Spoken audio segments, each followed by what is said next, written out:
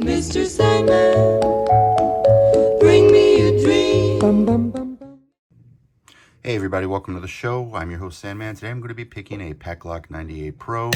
Let's get into it. So first off, I want to just do a shout out to Paclock. Paclock is doing a challenge where if you pick a Paclock 90A or 90A Pro and the key has the number 200 and the letter K, so 200K on the key, then you can submit your video to marketing@paclock.com and somebody will review it and they will send you out a certificate of achievement, and they will send you out a patch that says welcome, congratulations on the 200K club, whatever, and then they'll give you a sticker that says Patty the Padlock. At least as of April 2024, that's what they're doing. And this thing has actually been going on for a couple of years, and then they stopped doing it for the last year or so, but they brought it back. So if you are an amazing lock picker, not like me because I suck, but if you're an amazing lock picker and you can pick a blue belt level lock at 90A Pro, you can earn yourself the 200K patch from Paclock, and that's what this challenge is all about for me. So that's what I'm going to be doing here today. Another shout out to Paclock. I love Paclock. They're one of the only lock manufacturers in North America today, and I have the Covert Instruments cutaway of the 90A Pro, which I love. This is probably one of my nicest cutaways in my collection, and I have like 30 cutaways. I collect Paclock. I have the USC, the 90A, the 90A Pro. I have multiples of those, and I have all their key knobs, and then I also have their kick, their key and knob lock bodies for the karate belt system. If you guys have been following me for a while, you've seen those in previous videos. I think they're a great company, and even more so, they have amazing customer service. In fact, I went to the Texas Locksmith Association convention this last year in 2023, and I got to go to their booth, and they showed me how to disassemble their lock and put it back together, and then they gave me this commemorative padlock. So they're just really good people, and they support the locksport community. I think most lock manufacturers are probably scared of locksport, but these guys actually work with us and they support us. They sell locks directly to us from their factory, and if we can pick their lock, they reward us. Nobody else is doing that. So this is my 90A Pro. That's the key in the bidding. I have a really high set pin there on pin number 7. It's going to be an anti-bump pin. What makes these very difficult, and I'll show you when I gut this lock, is that this has minimal lift pins, similar to zero lift pins. There's going to be a couple pins in here that I'm not going to be able to touch. If I touch them, I've overset them the second that I touch them. So they're kind of like trap pins. So the second I touch one or two of those pins, I've already lost the battle. So I have to be careful with that. So it's just, how do you know, Sandman? How do you know, Sandman? Well, the pin just doesn't feel like it wants to lift. It's either springy and you never feel like it's binding, or it's not budging. There's a difference between set and binding, and it feels like it's set. So that's what we're looking for here. I'm going to be using a Covert Instruments in 20 thou medium rounded hook. I'm going to be using a Covert Instruments turning tool in 40 thou. Let's see if we can get into this lock and get that patch. Nothing on 1. 1 is springy. Got to click out of 2. And I'm using pretty heavy tension. I'm using between moderate to super heavy, like somewhere in between there. So I'm on 3. Gotta click out of 3. Gotta click out of 4. Number 5 is not budging. 6 is springy. You gotta click out of 6. And nothing on 7. Let's go back to 1. Nothing on 1. Click out of 2.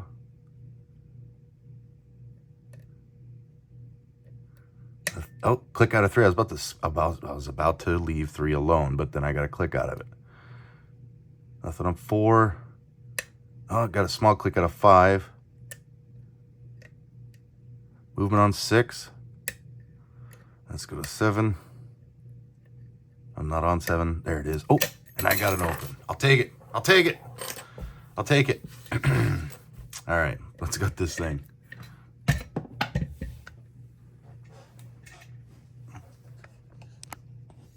Sorry, I'm working on another lock over here, so we're going to use this pinning station.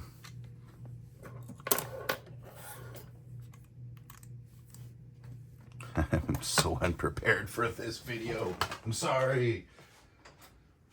Anyways, I have a lot of Paclock. I love Paclock. I love their customer service. I love that they interact with us. I could never call up another manufacturer and say, hey, I picked one of your locks. Give me a patch for, showing off to the world that I picked your lock. I think Paclock is perfectly proud and fine that their locks are intermediate level to advanced. And I think they're proud of that. Master Lock can't say the same. They cannot say the same. American Lock cannot say the same.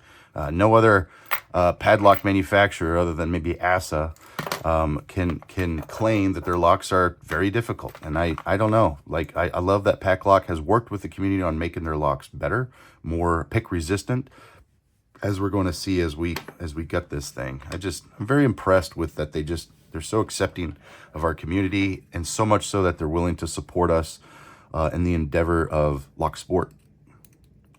That's just rare. I mean, it was hard enough just to get lockpicks in this community available to us, and now we have lock manufacturers, like Commando Lock is another one.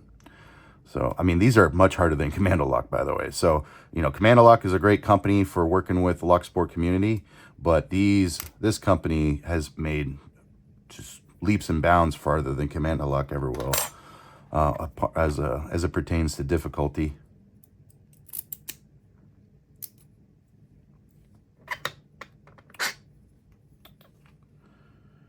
Okay, here we go. It has 7 pins, by the way. I guess I didn't mention that. I haven't gutted this thing before, ever, so don't know what I'm doing.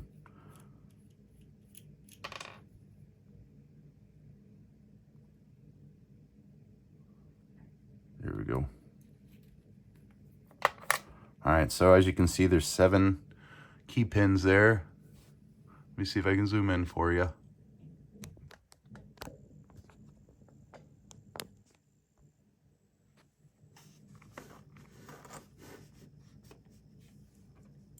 All right, so I'm going to show you the zero lift pins.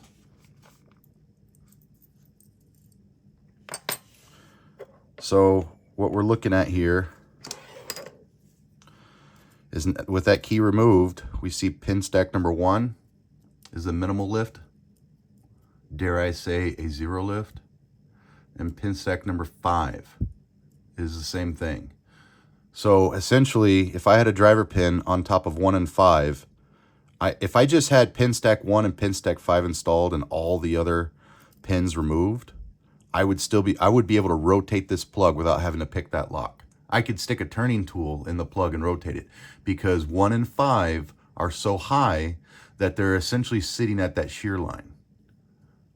Okay, so what that means is, while I'm picking this lock, if I touch 1 and 5 and I lift them too high, I'm going to overset my key pin, and I'm not going to be able to pick this lock. So what I have to do is I have to not touch them. Now, they are minimal lift pins, not zero lift pins. So that means I do have to touch them just a little bit to raise it to that shear line. Just a little bit. That's why I think when I went through and I picked this lock, I was able to set pin 5, but I never had to really touch 1. 1 was always springy. So that's what that means. Let's get these out.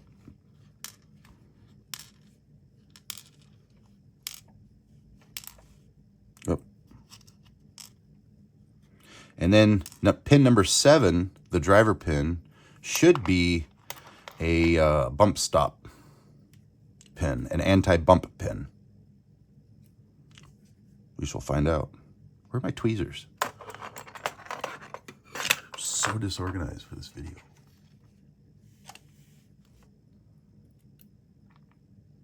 So the orientation of these pins is important, and I'm going to show the orientation because the serrated pins, if I remember correctly, are not going to be. So the first one is a spool pin.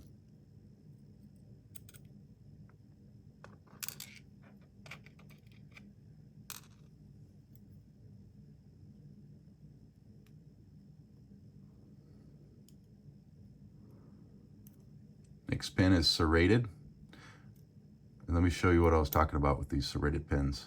So these serrated pins, the back end is not serrated, only the front end. So somebody could theoretically load these things with the serrations reversed, and we'll show that here in a second. Okay, we got another spool pin.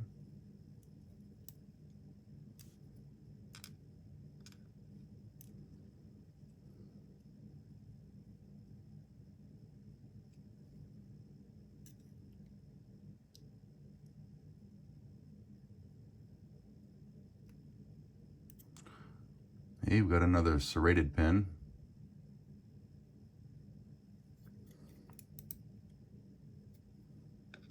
Okay, now we're going to go through the back of the lock. Let's take a look at pin 7. Oop, almost messed that up. Okay, so pin 7 is that anti-bump pin, and this should be really long. Yep, that thing's super long. That's to thwart kinetic attacks.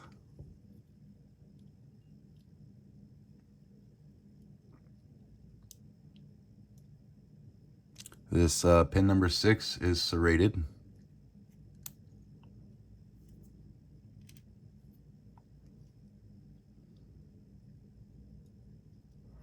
And pin number 5 is a spool pin.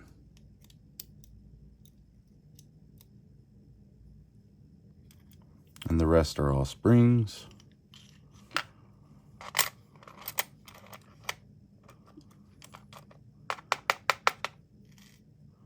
Okay. All right, let's take a look at this, the tail of the tape.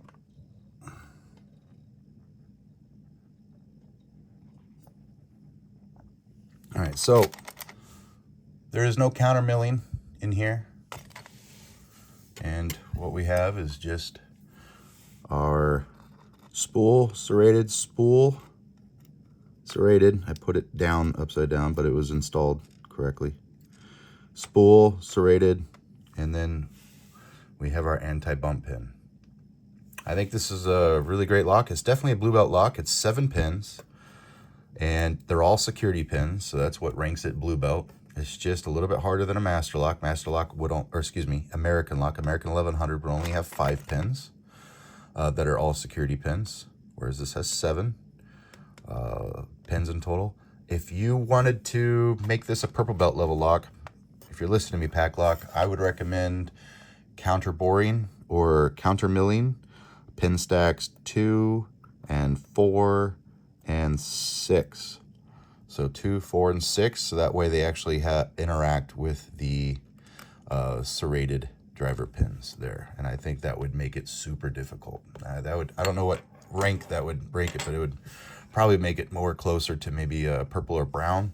Also, if you used, with that counter boring on 2, 4, and 6, if you used serrated key pins on 2, 4, and 6, that would make it hellacious too. That would make it hellacious. Oh man, I don't know what that would qualify it as, but that would make it super difficult. That would be, in my opinion, I would put it in the realm of high security with the counter milling there on those pin stacks. So that's all I have for today, folks. Thank you all so much for watching, and I look forward to getting that patch from Paclock. Catch you guys next time. Mr. Sandman, bring us